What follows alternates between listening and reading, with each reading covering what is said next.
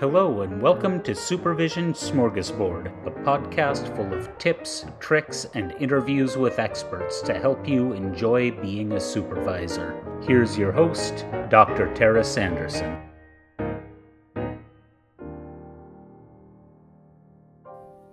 Hi, everybody, and welcome back. Thank you for joining me. Today, we're going to be talking with Jeremy Sharp. Jeremy is a licensed psychologist and clinical director at the Colorado Center for Assessment and Counseling, a private practice that he founded in 2009 and has grown to about 20 clinicians and staff. He earned his undergraduate degree in experimental psychology from the University of South Carolina before getting his master's and PhD in counseling psychology from Colorado State University. These days, he specializes in psychological and neuropsychological evaluation with kids and adolescents.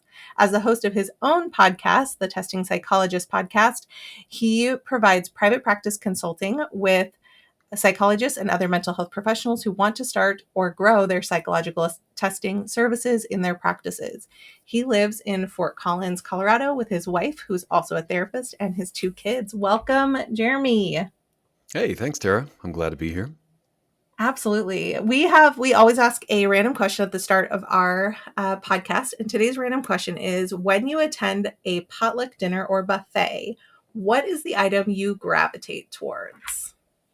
Oh, what is the item I gravitate toward? I mean, so we're talking food, I'm guessing? Yeah. What am I? Yeah. Yeah. This is an easy one. So I'm a huge chips and guac fan. So I will eat all of the guacamole. I'll put the guacamole on literally everything. And that's definitely where I'm starting. Are you a guacamole fan of that has dairy in your guacamole? Like, do you put sour cream and those things in? Oh, your face said no. What you just said right now, Tara. No. Dairy in the guacamole? No. No, I'm a guacamole purist. So it's like mashed avocados, maybe some garlic salt, maybe some cilantro and lime, or like a diced onion or two. But otherwise, I'm pretty, it's just all the avocado to your face. Got it. Just heard. Guacamole purist. Mm-hmm.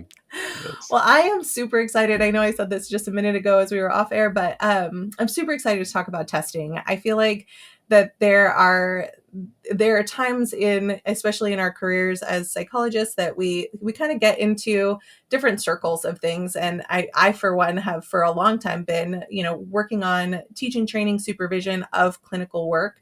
And that when I get an opportunity to do testing, it just brings up all of these cool little things that I remember. And so I know at my practice, we are starting to build our testing kind of component and figure out the ways to navigate that really well. But I think that sometimes we miss, if we're not in that circle all the time. I feel like sometimes we lose our touch with it. And I don't have very many psychologists who've come on and talked about testing on my podcast. So I'm super excited to be here with you today. Where would you like to start? I mean, we have a couple of ideas that we'd kind of thrown around, just supervision of assessment and testing in general, using AI in assessment, and then how do we supervise that? And then, of course, the big question of how much technology should we be training our supervisees to use? Where do you want to start? Gosh, yeah, I think there's a lot of overlap in all those topics, and they kind of weave together. But maybe we start with a general discussion of supervision of assessment, and I think that'll flow nicely to the AI component. I think so too. That sounds good. Yeah. What do you think are the top things that the sites that are doing supervision of testing, what are the top things that they need to keep in mind that maybe is different from the clinical work? Or traditional therapy work, not necessarily that it's not clinical. Right. Yeah. So you've talked about supervision a lot on your show, I think. And so all those baseline features of supervision are in place with assessment too. But I think about this added layer of who gets drawn to assessment and what personality style that might bring. I know for myself, I was drawn to assessment because I was under the impression that it's a lot more concrete and data driven, and there's an easier way to kind of find an answer through the process compared to therapy or intervention. And I think a lot of our trainees or even post-grad folks maybe gravitate toward testing for the same reason. And that's a little bit of a different personality, I think, than a lot of folks who gravitate toward therapy. Now, I'm generalizing, of course, but I think that introduces an element to supervision that's just maybe not present in therapy. Yeah. So I'm curious if this has been your experience, but thinking through therapy dynamics, it feels like there's a little more room to explore and have some ambiguity and what might this mean and those kinds of things. But in assessment supervision, I think there's a need or a desire to be a little more concrete and kind of find the Yeah. answer, so to speak. And that's Yeah. something to And I look think, for. yeah, there's something that's interesting about, I keep wanting to use the word rigid, but it's not really rigid. It's more, um, I guess just like following a pattern, right? Like when I think about doing assessment and especially supervision of assessment, we are very scientific in our pattern. Like, okay, we're making this Mm, hypothesis. The client has come in and asked this question, do I have this thing? Or I need to know my mhm. diagnosis, or here are my specific things. And we are kind of shifting and following all of the information that we're getting to kind of come to a resolution of like answering this particular question. It's very that scientific model kind of running through those pieces, where I feel like in more of the therapy component, somebody comes in and says, I have this problem and I don't know what it is. And we go through the same diagnostic kind of criteria, but then we're thinking about, and what do we do next? Right. And we're trying to figure out solving the problem further from those pieces, which then gets you into all in a sort of array of types of ways that we can do that. Lots of different clinical types of work that we can do, or styles of different things. And although you do have some creativity in like which tests you use to find out the answer to said question with assessment, it's not quite the same as which style of therapy do we use for the next 6, 12, 18 weeks or whatever to kind of get there. So that framework of the person who's coming in, am I wanting to answer the question and give them, some idea of like where to go next, or am I wanting to kind of be a part of doing the work in this way with this client? Kind of feels like the difference in style of the supervisee that's coming in to do one or the other.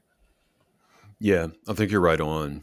A lot of the work that we end up doing in assessment supervision, especially at the beginning, is trying to break that down a bit. And I like to talk with my supervisees pretty explicitly about their sort of relationship to certainty and Mm. how they're kind of bringing that into the assessment process, and just talking through that. So how much do they want to be able to find the answer, and like, is that an attractive part of assessment? And because Mhm. the longer I do this, the clearer it becomes, that obviously there's really no answer, and even the data that we gather during testing is not as reliable as we maybe want it to be or think it is. And Yeah. so we got to push past that and get to a deeper layer, I think, of Yeah. how to do assessment well.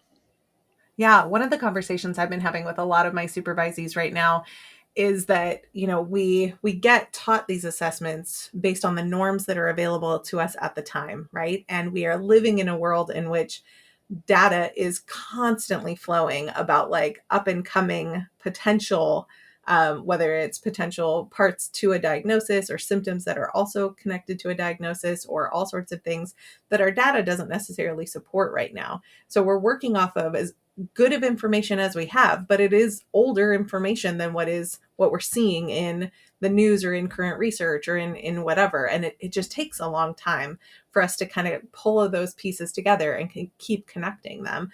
And one of the pieces that goes into for me a lot is, how do we help keep the data flowing, right? Like all of us who go into the industry and start doing our assessments and start doing therapy and start working in the industry, we aren't contributing a lot to the data to keep the data moving forward. So figure out ways that you can help contribute in whatever way you can, whether that's by participating in surveys when a grad student is doing their dissertation, or whether that's by contributing to like Parr or Pearson being an examiner for them to help you do data collection, like doing what we can to help keep moving that data forward, or else we can get lost in the old ways of the way that it's always been.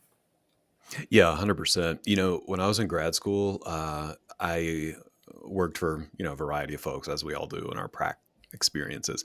And I would run into psychologists who were still giving, let's just say, like, a version of an IQ test that's like 2 versions old or something. Yes. And I remember thinking, like, how in the world are we doing this? Like, why don't you just buy the new test? But now, being on the other side, it's so humbling. I'm like almost 20 years post PhD, right? Like post Yeah. grad. And I totally get it. Like, you have to work that muscle very deliberately to stay in tune with the latest research and like not just fall into that pattern or same way of doing things. It has to be very deliberate. It's easy to do the same thing over and over. So I Yeah. totally get that. Yeah, absolutely. And especially when you start throwing in things like cost, right? Like every time Oh, every sure. time they produce a new test, the cost of those pieces. I've been working with my students on one of the forms that we fill out for like which tests are you going to do for this particular client. I have Mm-hmm. listed on there the cost of each of the evals so that at Oh. the end we're totaling up like what would it cost if you were out on your own doing your own private practice, what would it cost you to do this eval? Because there are Mm. some tests that just cost more money and Mm-hmm. that may not be better than other tests that cost less money. And like you do have to kind of take a moment and be like, okay, if I'm doing this as a pro bono thing, then that makes a difference in how much money I can spend on all of these pieces. If I'm doing this at a reimbursable rate, how much money am I bringing in from that part of my practice, and really be thoughtful about like I'm not just going to give all the subtests of the waist if I don't have to, because each subtest costs you dollars. And maybe like, could I do it with just these 10 versus doing all of these or different pieces?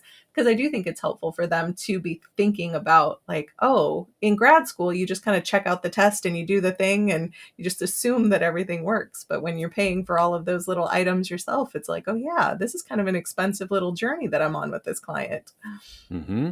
Yeah, I love that. I might consider doing that as well. I think that's so. It seems like we're aligned in that approach of also weaving in some professional development and business management with supervision as well. And I think that is a crucial part of the assessment process, especially now. Costs are rising quickly with testing materials, and I think it is important to make that explicit as in terms of how much testing costs us, because that's Yeah. another that's another difference between therapy. We don't really have a cost of materials in therapy, Mhm. but we do have that in testing, and it's pretty substantial at this point. Yeah.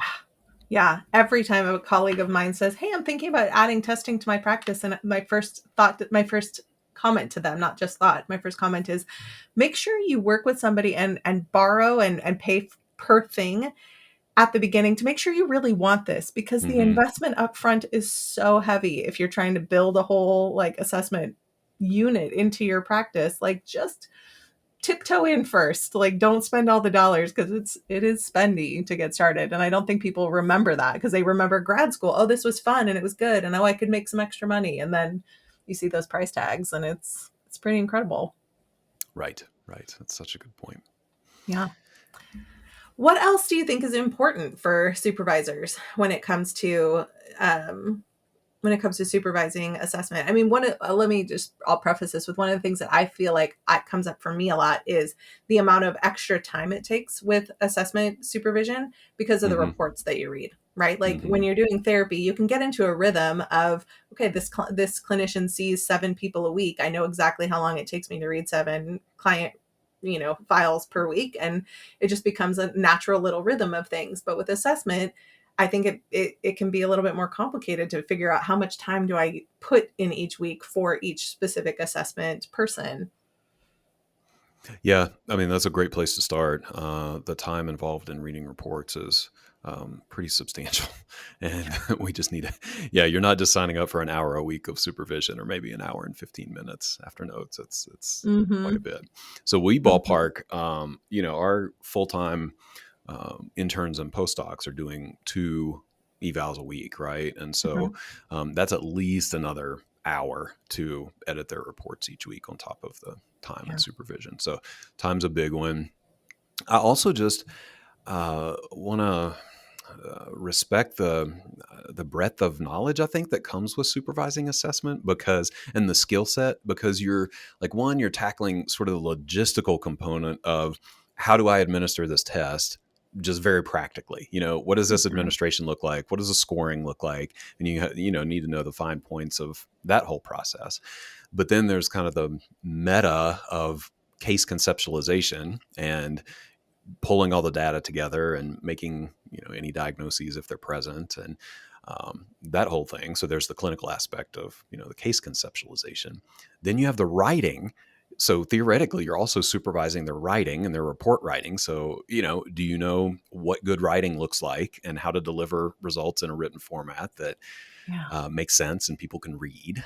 So there are a lot of layers to supervising assessment, and then intervention. So you have to have some sense of what the recommendations should be based on the diagnosis. So I think, I don't know, just articulating it. I've never actually said all that out loud, but it is a skill set that's pretty broad that may go a little beyond the therapeutic assessment skill set, which is nuanced and complicated in and of For itself. sure. But Yeah. just a lot to Yeah. consider. Know what you're I getting like into. how you put yeah, I like how you put that framework because I do think that there are multiple layers. I think about almost like you're really interweaving this professional role of being a psychologist with being a true teacher in that, because you are looking at how they are writing something and how they are explaining something to someone else, how they are putting it all together in a way to make sure that the client gets it. Because I think when we teach note writing for clinical work, we're teaching note writing from the perspective of, like, yeah, if a lawyer requested this, would it come across in the way that we want it to? But it's a Mm-hmm. very like nuanced way of writing this one paragraph, right? Mm-hmm. Versus a 10-page report that we're looking at saying, like, is this communicating to this client in the way that they need it to, so that they can understand the output of all of this data that we just put together for them, and can they walk away with what to do next? And that feels like a whole another way of using our teacher skills in navigating the framework of all of those pieces. Right, right. I like how you put that. Yeah, the teacher skill. I think that's really true. And there's, part of it for me that is enjoyable and challenging is just working with each person's strengths, right? So some folks are super detail oriented, great at the admin, maybe not so great at the writing component. Some folks are great writers or great verbal communicators, but have trouble like pulling all the data together. I mean, it is a challenging process, but it's a lot of fun for Yeah. me as well.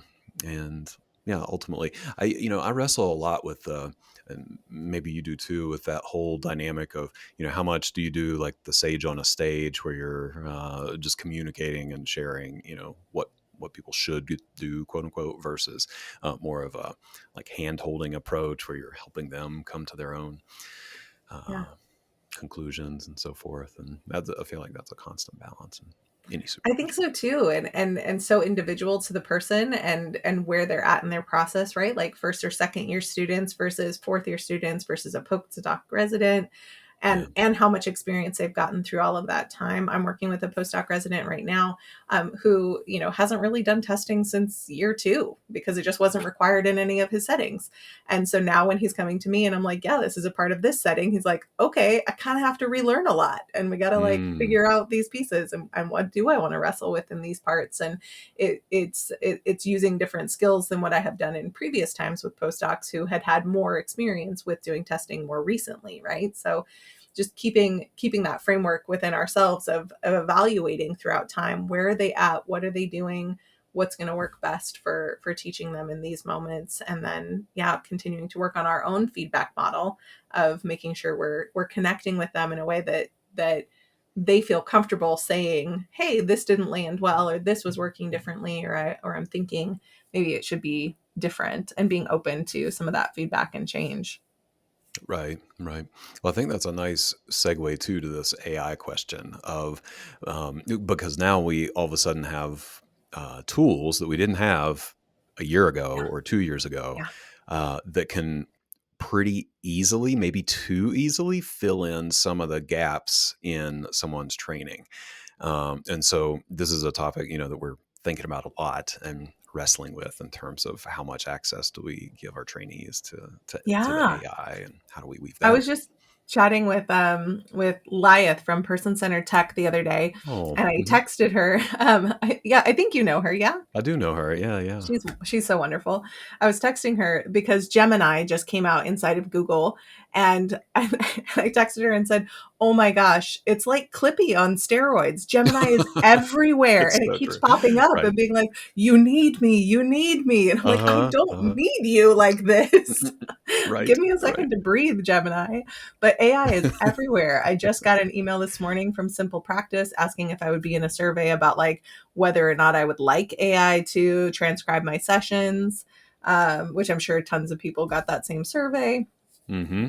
It's everywhere, and I think aptly put, someone recently said like, this is we can't put this back in the bottle. It is here, so we need to figure out like what do we do, how do we accurately do this, and I think talking about how do we introduce this and interface this with our supervisees is it needs to be a hot topic. We need to be having these conversations. So Yeah. what's your take? Yeah. So my take, and full disclosure, I'm a co-founder of an AI company that helps with report writing. So I have to put that out there, right? Um, that's the direction I go. I totally see it as a tool to be used, and there's a lot of helpful aspects to it, but it's also not something that we can rely on to do all of our work for us by any means. So, Yeah. yeah, I mean, I'm a fan, and I'm working through this myself, like literally day by day right now, but I like the idea of a graduated approach to AI for our trainees, where hopefully you have access to tools that can do a variety of different things, right? And I think those tools are out there where, maybe you want to give trainees the capability to, generate score tables automatically instead of having them manually transcribe scores from score reports into tables. That seems pretty benign, assuming your Mhm. trainee has that skill set already. You don't need to keep practicing that over and over. And then, do you want to let them graduate, quote unquote, to maybe having the AI write the background in history? I don't know, So I see it as a stepwise approach where we can hopefully give access to these different levels of AI complexity and help as they demonstrate that they have those skills. Yeah, I think the piece that I recognize a lot and I talk about a lot with people is that, especially as assessment psychologists, we have been using a form of AI for years, right? Like the fact that we can put information into a system and it compares it to the thousands of people who've taken the MMPI and gives it and Hmm. kicks out like, "Hey, here's some stuff you should think about," or "Here's a potential diagnosis," or "Here's the comparison to clinical population." That is AI at its easiest form, right? Like we have been doing that for ages, right? Like we have spell check. That's AI. We've been using that for ages. There's lots Yes. of pieces that are integrated into our world on a regular basis that we've already been using. So I get it. And where the I think the rub keeps coming for me that I keep trying to hone in with my people on is when it starts taking the responsibility away from us to use the training that we have. No AI can have all of the training that we have in understanding how the PAI works together with the waste, with the behavioral things that we saw, with these pieces to come up with this, because that same constellation could look different 100 different people, right? And we're the ones who have to really kind of play with some of those details. So having AI help us in ways that are monotonous, like building tables. Like, yes, that feels like an easy yes for me. Having it diagnose someone based on the information I give it, I'm not sure I'm ready to give AI that power. Am I willing to say, here's what they said about their history and like come up with like a way to make it more coherent or a synthesis of the information? Maybe that does feel like a way to like eliminate some of the brain power that isn't necessarily needing to be mined coming out of that, right? Like Hmm. transferring from their history document of they had these experiences. I don't know that that requires my psychologist brain to put that into here's their history, right? What I need is to be able to pull from that what's meaningful that connects to their diagnosis, right? But that's a whole other section of the report. So that graduated space, right, of being able to say, hey, students, like, yes, you can use AI in this way to help you build these things. You can help AI in this way to help you do these things. But these are the sections where, like, ultimately that comes on us, that we can't go sit in front of a judge somewhere and have them say, how did you come to this conclusion? And you say, well, AI said that's what it was. AI did the synthesis and I hit yes. Like, Hmm. that's Hmm. probably not going to fly anywhere. Like, you need to know why you're saying what you're saying and why these recommendations and why this diagnosis. Yeah. So that component of helping the student think about, or helping the supervisee think about, what is the part of our job that Hmm. we will likely be the one who has to defend. The likelihood that the attorney is going to look at us and say, but this table is a 4x4 table instead of a 6x2, is probably not going to be the defining moment for us. Right, right. I mean, there's so much to unpack from what you said. There's so much good stuff there, but the place that you kind of landed toward the end for me is really the crux of this question, which is, and that question is, how do we, like, what skills do we have that are, or what parts of the report are truly, pathognomonic, I would say, to being a psychologist? Like, what parts truly define our role as a psychologist? It's not transcribing scores into tables. I would argue it's not even writing the background and history. I Right. would argue it's probably not writing up the results of the test, but it is the conceptualization and the pulling everything together, making the diagnosis based on all the contextual factors and environment and everything that we know, or clinical judgment, and then finding a way to communicate that in a way that people can understand and use, right? Yeah. And so that's how I think of it is, yeah, can AI do the parts of the report that aren't specific to our skill set as a psychologist? Absolutely. And I think it probably should be doing that because, we didn't go to school to learn how to transcribe scores or, you know, rewrite a history that we've already taken in note format. Like, we've done that Mm-hmm. over the years in other classes and situations. So that's the way that I look at it. So it's really this question of, how do we help our supervisees dial into their unique skill set as a psychologist and really embrace that and use their brain power where it matters the most. Yeah. Which I think leads me to the space of, like, if we're going to use AI in our practices, or even before we choose to use AI in our practices, really honing in on those case conceptualization skills, right? And on those skills of understanding, what does each assessment really do? What can you get from each assessment? What's your purpose in having this one instead of this one? I have a lot of students who end up doing very much a, like, scattershot approach of assessment and Sure. being like, let's just do it all. And Hmm. then we can synthesize all the information. And I do have the conversation from a business point of view of, like, yes, and that takes a lot of time. And you do not get And paid for money. that much time in the grand Hmm. scheme of Hmm. things. Or if you do, like, you're with a clientele that can afford a lot better than the clientele I work with on a regular basis. So you can do it that way. And, like, why not hone down to the things that, like, really work for you, and let's make sure we understand those. So built into my practice, I do put some time into, as people are beginning their work with us, they are doing a lot of research on top of on top of the assessment that they're doing. They're finding out what's the defining question, and then we're looking at the tests that we have, or looking at the tests that are out there, and then I want them to go look up current research articles on, like, what can we actually get from those, and how is that going to answer the question before we give it to them, because I really want them thinking on, we're not just building a quick and easy battery that I do 1,000 times, right? Like, although that is a fine way to live your life if you're only testing for these specific things. But in my world, I very much am like, I want to make sure that what I'm testing and how I'm testing it is going to get me the results that I need. And that I'm doing that in the most efficient and cost effective way that I can for both me and the client.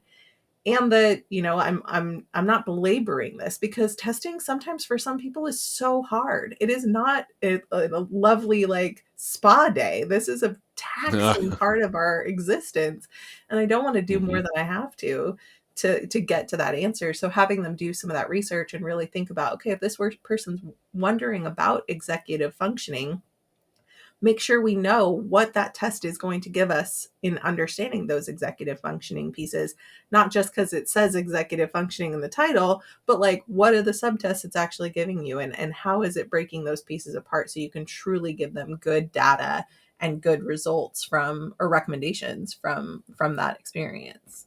Mm. Yeah, I mean, you're making a lot of good points here, Tara. I'm right with you. I feel like this is a boring conversation. I'm just like, yeah, you're totally right. Uh, but I think Well, that's it's true. I good mean, to these. know that I'm on a good track too, because I'm somebody who's doing this for a living. I mean, I do a Oh, very small portion of my practice this way, so I'm grateful to hear that. no, I love the way that you're thinking about this. Those are the skills. Like I said, I mean, those are the skills that really define being a psychologist, I think, from the other aspects of report writing. But choosing a battery, knowing the measures, knowing what they are measuring, if they're useful, and then, pulling all the data together. I think that is the magic. And Yeah, the cool thing, so, getting back to the AI question, is like, the cool thing for me about it is that it just saves a lot of brain power. So even in supervision, it frees up some time. Like, maybe we don't have to talk about how to format that table or how to, you know, write up that history section. We can focus our energy more on these pieces or these components of the testing process that are actually valuable, and matter, and tap into our skill set and help us learn. I think we probably yeah, do better, and I think we would agree that we want our supervisees to develop their skills primarily in this conceptualization and, battery selection, these areas that matter, not necessarily yeah, some of the other yeah, absolutely. tasks that we have to do. Yeah, absolutely. And I think that that's why first, in practices that I had done my internships and things, there were seasons in which like my supervisor or whoever was giving the test would hand to students, here, you format all these tables, you put in this background, you put in these pieces. So you became, growing into this, kind of a glorified secretary to Oh, yeah. like doing some of these pieces, because that's the part that of course the psychologist who was doing the work didn't want to put their energy into, right? And Yeah. once you've had enough experience doing those pieces, then you kind of do want to graduate into like, no, I want to do this part of the work. Let's have someone else do this part of the work, Hmm. so that we can get there. And right now we're at a stage where AI has kind of shown up in the world as like, I can be your glorified secretary and I can put these things in tables for you. You don't need to worry about that part. Now it just looks right. So let's move on to the part of the work that really matters. Right. Right. What do you think are some of the ways that you have specifically like helped your students or your supervisees learn some of those conceptualization skills? Ooh, that's a good question. So there are a lot of models out there, on how to do this, and hypothesis testing, and, data integration, and all of that. I I would say, probably a less rigorous approach, maybe, in that it's very conversational typically. So, I talk with folks about this, like three-legged stool, essentially, when we're trying to conceptualize a case, and the parts of the eval that we get are, the client report or history. We have the objective testing data that we gather, and then we have our clinical judgment. And, it's how do we integrate those three things, and how much weight do we give to each of those things, is sort of the framework that I come from, when we're talking about conceptualization, how to make Yeah. sense of data. But yeah, for me personally, I ask a lot of questions. And a big one is just, what do you think and why do you think that? And, Mhm. just having supervisees talk through their approach and give me some rationale as to why they're coming from that direction. And have you thought about this? And what if it were this way? And those kinds of questions. I like having a conversation then in that regard. Yeah. I love the rule out model. Um, In my practice, I use that a lot of like, okay, what would have to be here in order for you to think it was something else, or mhm, like what other kind of component would be here, and where we would easily say, oh, well, if they had this, then it would be this.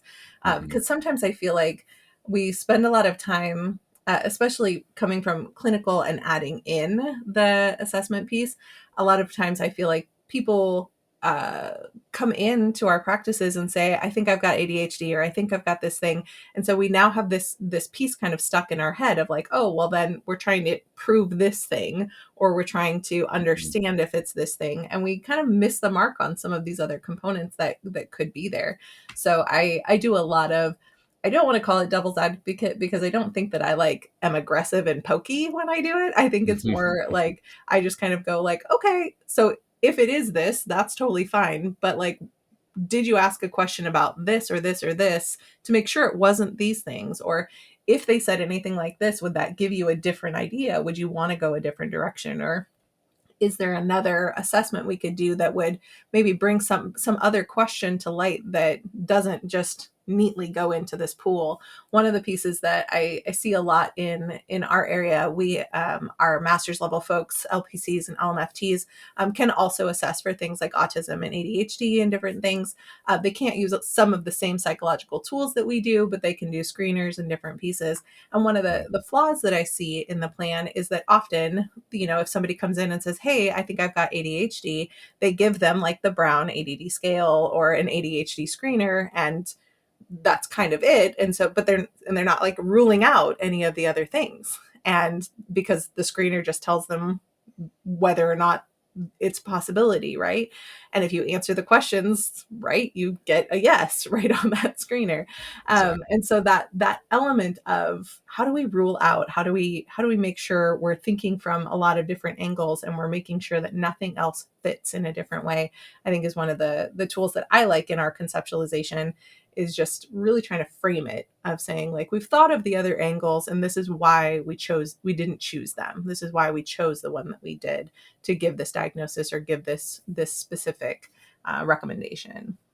Yeah, yeah. It makes me think of a tool or a strategy that I got from my friend and colleague Stephanie Nelson, who's a fabulous neuropsychologist. She does a lot of consulting around clinical stuff. But one of her approaches is to just generate alternate hypotheses, which sounds reasonable, right? Like that's a part of hypothesis testing, but we forget that. So it's like you say, people come in and they immediately introduce this tunnel vision or kind of confirmation bias for us simply by saying, I'm here for an ADHD evaluation. And then, as clinicians, it's almost impossible for us to not think, oh, okay, I'm testing for ADHD. And then, like, Yeah. the field narrows, right? And so, what Stephanie says, and I've started to utilize this in supervision over the last couple of years, is give me 10 different reasons, 10 other things that this could be if it's not ADHD. Maybe it's a sleep issue, maybe it's a vitamin deficiency, maybe it's a environmental factor, maybe it's a, whatever. So, Yeah. who knows if it is any of those things, but it's just nice to expand the field as much as we can and consider all these alternative hypotheses. And it's kind of fun for my supervisees and for me, honestly, to, Yeah. Yeah. just to think a little bit bigger and fight Mhm. that tunnel vision that tends to Yeah. happen. Yeah, fight the urge to just stay within the context of it. And I think that the part that helps too is that forces us to continue to stay like open to different possibilities, which then my hope would help us to help the client be open to other possibilities too. Because I think one of the things that I run into a lot with my supervisees is that fear of telling them, oh no, I decided I didn't diagnose you with what you thought you had, right? And then we have to deal Right. with all of these conversations. But if we start our relationship with those clients with, hey, thanks for giving me all of this input, we're going to come up with a lot of different things, and we're going to try and figure out, we're not going to just test for this one piece. We're going to test for a lot of different pieces to make sure that we really understand this, which may mean you don't come out with the diagnosis you thought you came in with, but maybe we have a better picture by the end of how this is working for you, and where you're going to go next with that, to kind of Mm. from the beginning, from the outset, decrease some of that stress of like, what if I have to tell them it's something else, right? Yes, yes. That's something that we talk about a lot, is just that dynamic of, I think we do it as clinicians too, but getting wrapped up in the idea that a diagnosis is the defining factor of the evaluation. And how do we walk that line and validate someone's experience and provide helpful recommendations, Yeah. even if we're not giving them the diagnosis that they quote unquote want or think that they need. Yeah. Yeah, for sure. I talk a lot with my students about diagnosis being, when we think about a diagnosis in our industry, for whatever reason, we have landed on, I mean, and I know there are some reasons historically, but like we've landed on these are permanent things and Yes. like they are going on your record and it's this like horrible thing. And I laugh because I had a knee injury a couple of years ago. And when I first came in with the knee injury, my doctor looked and said, "Oh, it must be sprained." And then 6 weeks later, "Oh, it must be this." And then next time I came in, "Oh, you have arthritis." And then the next time I came in, it was something else. So my knee looks like it has been through a journey. In actuality, I mean, the doctor just didn't know at the Right. beginning. And then through more and more tests and more time, came up with more and more things. And the different doctors that I went to came up with their own different things based on Mhm. the way that they view things. And I really echo for our clinicians the fact that like we're going to make the best decision that we can based on the information that we have at the time that we do it. And none of those are deal breakers for life. They are all just the best that we can do with the information that we have. And if at one point you and I figure out that this person does not have ADHD and they go to another psychologist in 2 years and that person says, "Yeah, you've had ADHD your whole life," that doesn't mean anything about what that we did it wrong or that we were terrible psychologists or that we didn't know what we were doing. It was, we did the best we could with the information we had at the time. It is possible that they answered the questions they thought they were supposed to and didn't and weren't doing it as honestly as they could. It could be that we missed asking the right questions in getting deeper into some of that information. It could be that they didn't share with us, or at that time they weren't the level of stressed that they were 2 years from now, that taxed their brain in a way that really showed some of those pieces. They could have been, who knows, right? Like there's so many options to the time frame in which we do it, the tests in which we give, and there's no perfect in this model. It's, we're all just doing the best we can with the information that we have at the moment we're doing it. I'm so glad that you said that. Before we jumped on the recording, I literally just wrote a report. It's a repeat eval for a kid that I evaluated 8 years ago. And I've done this enough at this point in my career, multiple evals for the same kid years apart, to recognize that things change. And, at the first few times it happened where I would come up with a different diagnosis or conclusion or conceptualization, I really had to push through this idea of like, did I get it wrong the first time? Like, did I just totally miss something super important?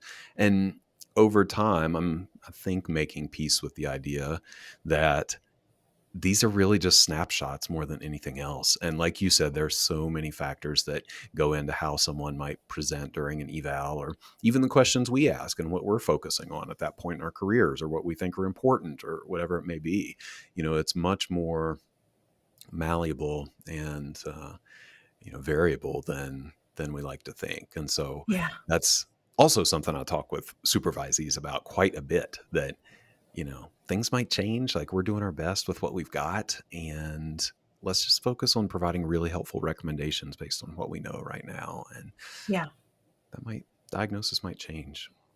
Yeah, absolutely. And I think that's such a great example of like, and how we grow and change with our own knowledge, right? You 8 years from when you did the test before know so much more and have had so much more experiences that you can look at things with a different lens. You have done things to help you train where you are at today.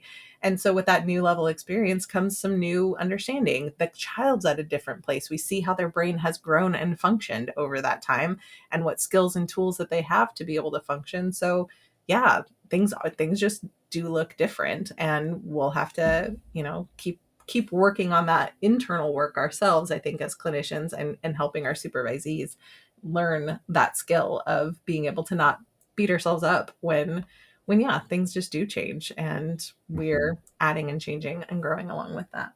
Yeah, yeah. I think that brings Along us with, full circle too. yeah, What we exactly. started with at the beginning of Mhm. wanting the answer and thinking there's an answer in testing, and maybe there is an answer, but the answer might change in 5 years when that kid goes through puberty, or their parents get divorced, or whatever it may be. And we see things differently, or we do some learning, right? My colleague, again, Stephanie Nelson, says, I would hope that I would change over 8 years and maybe have some new recognizance or knowledge to apply. I Yeah. hope that would happen. Otherwise, Or just staying Yeah. static. Staying static is not the way to go. That is for sure. On that note, I would love for you to share a little bit about how people can reach you. We'll put your actual links in the show notes, but I would love for you to share how people can reach you and things that you are working on right now. And we'll wrap ourselves up. Yeah, great. The best way, at least in this context, is probably through The Testing Psychologist, which is my podcast and consulting business. So thetestingpsychologist.com or Jeremy at thetestingpsychologist.com is great. And then, of course, I mentioned my AI software, Reverb Reports. If you're interested in that, you can also find me through Reverb. And I'm happy to chat with anybody about any of these topics. Wonderful. And I will make sure that those go in the show notes for us. Everybody should absolutely check out his podcast as well. We have had such a great time here today. Thank you so much for being here, Jeremy. And we will see you all later. This has been Supervision Smörgåsbord with Dr. Tara Sanderson. Please like and subscribe on your favorite podcast app. You can find us at drtarasanderson.com/podcast and on all social media at Dr. Tara Sanderson. Thank you, and we will see you next time.